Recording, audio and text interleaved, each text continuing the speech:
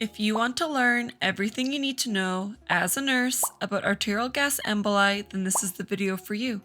An arterial gas embolism is a rare and potentially fatal condition in which air or gas is introduced into the arterial circulation where it forms gas bubbles in the blood. These gas bubbles then travel through the arterial circulation until they become lodged within smaller arterial vasculature anywhere in the body, such as the brain, heart, kidneys, and gastrointestinal tract. Where the gas bubbles become lodged, it causes inflammation and blocks arterial blood flow, depriving tissue of oxygen, also known as ischemia.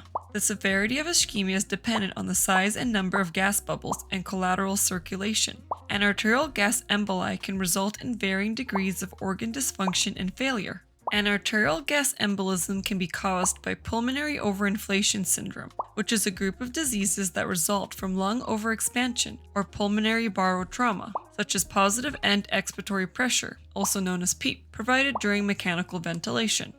Additionally, a venous gas embolism can become an arterial gas embolism if there is a cardiac septal defect, or in rare cases, gas bubbles can pass through the pulmonary vasculature to the arterial circulation. And finally, an arterial gas embolism can result as a complication of a medical or surgical intervention, also called iatrogenic, such as during cardiac pulmonary bypass, arterial catheterization during a percutaneous coronary intervention, and arterial lines used for continuous blood pressure monitoring.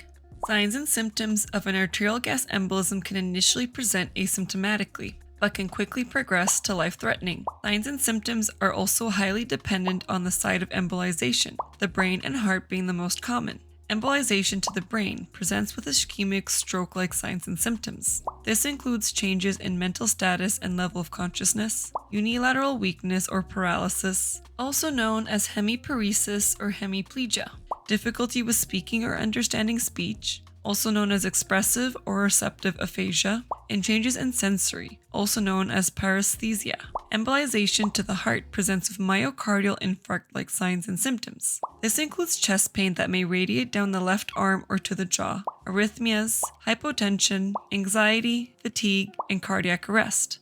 Diagnosis of an arterial gas embolism depends heavily on a history and physical exam.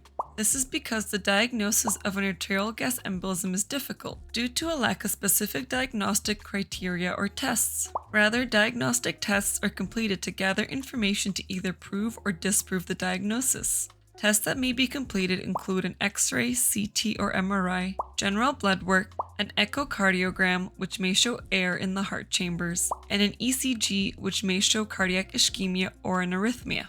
Treatment of an arterial gas embolism is focused on stopping air entry if possible, early intervention, stabilization, and recompression therapy. Early intervention is important to decrease morbidity and mortality. Stabilization focuses on airway breathing and circulation, also known as the ABCs, as these patients are usually in critical condition. Airway and breathing stabilization can range from supplemental oxygen to mechanical ventilation. Circulation support can range from intravenous fluids to inotropes, pressors, and CPR. In some cases, nitroglycerin may be helpful for coronary artery gas emboli. And finally, recompression therapy in a hyperbaric oxygen chamber is an important treatment for arterial gas emboli, as it decreases the size and assists with the reabsorption of gas bubbles, and corrects hypoxemia. A hyperbaric oxygen chamber is a controlled high-pressure environment that provides 100% oxygen. Sometimes several treatments in the chamber are required. It is important to note that recompression therapy is contraindicated in the presence of a pneumothorax or inner ear barotrauma, as this therapy can worsen these conditions. Other treatments for an arterial gas embolism are aimed at supporting the affected organ systems. Prevention of an arterial gas embolism includes the prevention of a venous gas embolism, taking special care to avoid air introduction into the arterial system during medical or surgical interventions, and preventing pulmonary overinflation syndrome. If you want to learn more about venous gas emboli or pulmonary overinflation syndrome, then click the link on screen or in the description down below.